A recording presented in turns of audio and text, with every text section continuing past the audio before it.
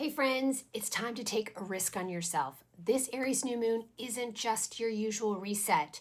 It's an invitation to step onto your own hero's journey path.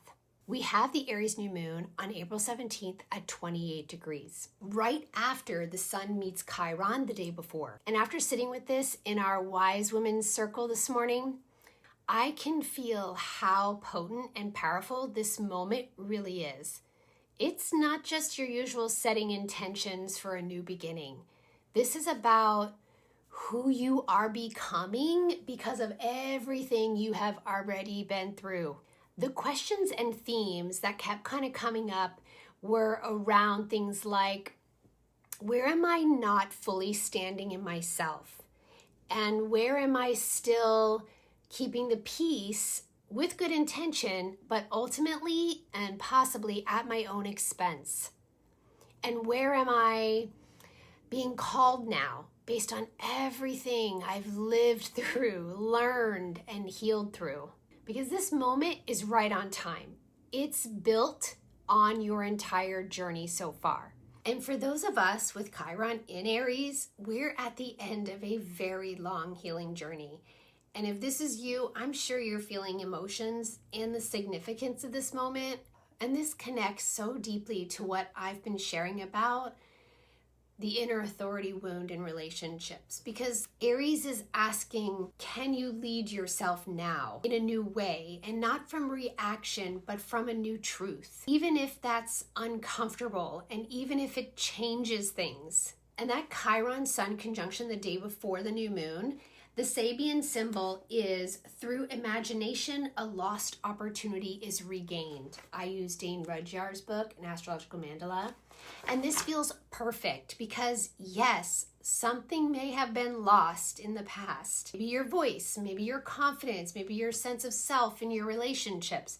But this moment is saying, it's not too late. You can reclaim it and you get to choose again. And because you've done the work, you can start again. Chiron in Aries since 2018 has been working on our deep wound around I'm not safe to be myself. So we've adjusted, we've over accommodated to keep everything smooth. But this new moon is asking you to stop abandoning yourself to do that. And because the Sabian symbol for the new moon is a large audience confronts the performer who disappoints its expectations. And this is the moment we really have to be honest. Am I truly living my life the way I want to, or just trying to meet expectations? And if I stop doing that, what becomes possible? And with Neptune and Aries as a collective, we're the audience here too in many ways. And oh, are we being so disappointed and our expectations let down enormously by what we're seeing in the world. But Aries is about self. So we're being called to focus on who we are and how we can choose to stand as a member of that collective and how we can lead our lives and also serve that collective. And as one of my beautiful Wise Women group members added, who will be those new leaders that step up to guide the way forward toward who we all decide we want to be going forward? But bottom line, we're all one and we all have a role to play to take us into this new world we're creating together.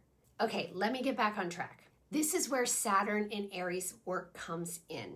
This isn't about reacting or burning things down. This is about building real self-leadership and choosing yourself in a way that's grounded and clear and sustainable. There's a shift happening where Saturn isn't just blocking anymore. It's mentoring. It's saying, if you're willing to do this differently, I'll meet you there.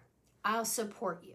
You might not have full clarity yet. You might not know exactly how it all plays out, but you do likely know what feels true or more true right now. And right now, that's enough. And for some of you, this is going to look like taking a stand. Maybe it's just having a conversation that needs to be had, or holding a boundary, a new boundary, or not over-explaining yourself. And this isn't like to create conflict, but more to create balance, to create self-respect and invite mutual respect to create more of an authentic, self-led life.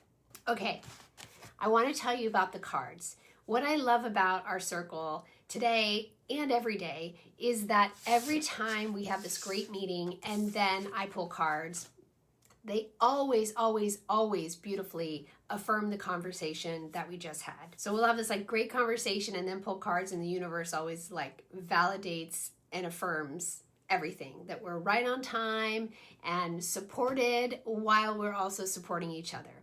And that is awesome to me. So here are the cards and the messages. I use the Little Sage deck by Helen Jacobs. Love this deck. And today we got the Expression card, which is about letting yourself be seen and heard honestly. We got Listen to Your Inner Guidance, of course, guidance over outside noise. And then Manifest, consciously choosing what you're ready to do and create now. That last piece is really important because we're headed into Taurus season right after this new moon, and manifestation here isn't just thinking about what you want, it's becoming the version of you who is willing to live it. So now it's time to begin the slow and steady work. Slow and steady wins the race here, friends. It won't be an overnight success. That's okay. It'll be worth it. It'll be worth the time it takes. And with Venus in Taurus, ruling planet, leading the way already in Taurus, she reminds us we have choice here. So what you choose now, you're going to be asked to build on, to stabilize, to embody. So if you feel the pull right now to do something different, to start your life in a new direction, to choose yourself more honestly, to stop over accommodating or performing and start living, you are right on time. That's your next step. This Aries new moon is your moment to take a risk on yourself and step fully onto your next path with more self-trust, more truth, and real inner authority leading the way. Many new moon blessings, friends.